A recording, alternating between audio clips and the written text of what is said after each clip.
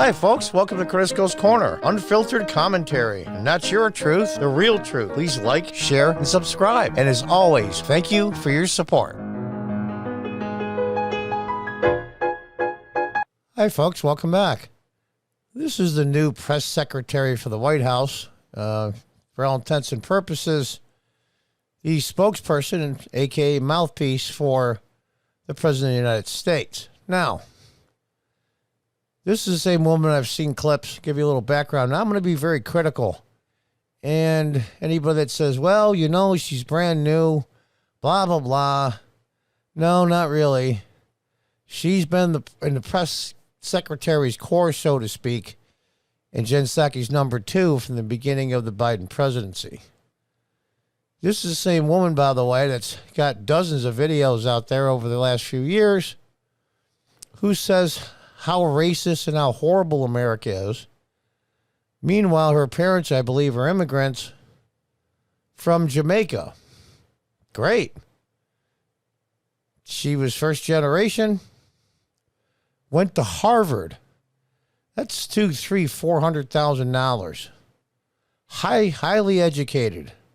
Had every advantage of anybody in the United States. Much more advantage than I have been. Talking about how horrible it is for people of color. So this woman's clueless to begin with, but it doesn't mean she's stupid. Her ideology is just so far from reality. But I don't want to digress.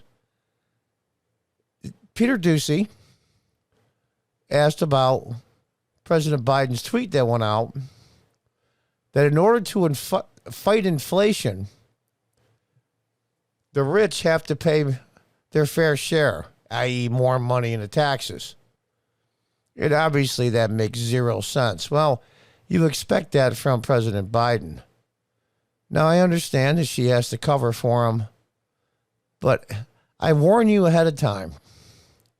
Watching this video, or portions of it, will actually cause you to lose brain cells. But being I love my subscribers so much, I'm willing to risk the brain damage to go over this with you. Here we go. The president's Twitter account posted the other day, you want to bring down inflation, let's make sure the wealthiest corporations pay their fair share. Mm-hmm. How does raising taxes on corporations reduce inflation? So are you talking about a specific tweet? Are you talking about a specific tweet? What she's doing is she's stalling. She's trying to think of an answer because there isn't one. That one I'll give her. That shows intelligence. He tweeted, you want to bring down inflation, let's make sure the wealthiest corporations pay their fair share. Look, we have talked about this past year about making sure that the wealthiest among us are paying their fair share. And that is important to do, and that is something. Little statistical fact for you, folks. The bottom 57% of wage earners in this country pay 0 net federal taxes. 57%. Once you add up all the money they get, especially the child care credit, tax credit, the bottom 50% pay 0 net federal taxes in total. The top 40% pay 95% of the federal taxes. So that leaves, just do the math. That leaves a 3% in the middle that pay 5%. So show me anywhere where they need to pay more. That's a nice trick. Thing that the president has been working on every day when we talk about inflation and lowering costs, and so it's very important that as we're seeing costs rise, as we're talking about how to build a America that's safe, that's equal for everyone and doesn't leave everyone behind. How does raising taxes on the rich, the ultra wealthy, stop inflation? Is an important part of that as well. But how does raising taxes on corporations lower the cost of gas, the cost of a used car, the cost of food for everyday Americans? So look, I think we encourage those who have done very well, right? Especially those who care about climate change, to support a fair tax code that doesn't charge manufacturers, workers, cops. She's reading off the list of talking points. They have nothing to do with the question. This is painful. It's painful to watch. Well, it's comical to watch, and it's painful at the same time.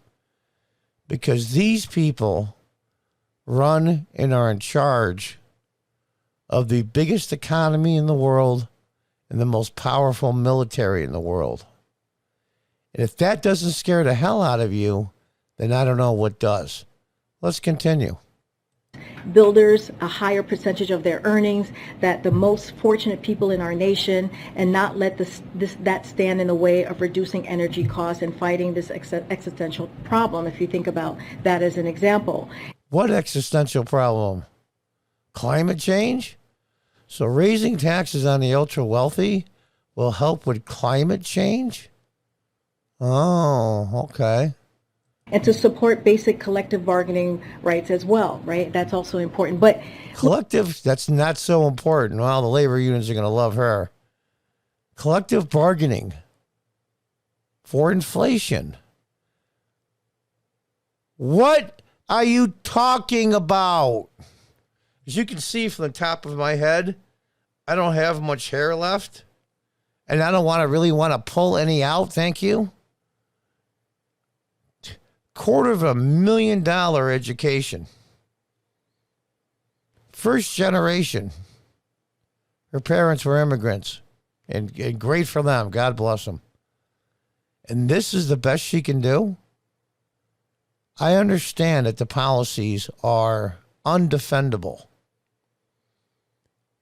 And she looks totally clueless. Like I said, I'm losing brain cells just watching this. Look, it is, without having a fair tax code, which is what I'm talking about, then like manufacturing workers, cops, it's not fair for them to have to pay higher taxes than the folks who are not paying taxes at all. The bottom 57% of federal taxpayers, after they file, pay zero net federal taxes. Zero. Take the whole entire bottom 57% and total up how much money they put it out of their pay, or if they're self-employed that way, and then put the total amount of money that goes back to them. They get more than what they put in. So they pay zero net federal taxes. The top 40% pay 95% on average federal taxes. That leaves 3% that pays the other 5%. But here's the other point. What in the hell does that have to do with inflation? I guess blaming Russia and blaming COVID isn't working anymore. So we're going to blame the tax code for inflation? This woman is lost. I'll give her it's her first day, but it's not her first day in the White House. It's not her first day as a talking head. It's not her first day in defending policies that are indefensible. It's incredible to me. I'm just going to say this straight out in plain old English. Folks, we're in deep shit. Until the next time, goodbye and good luck.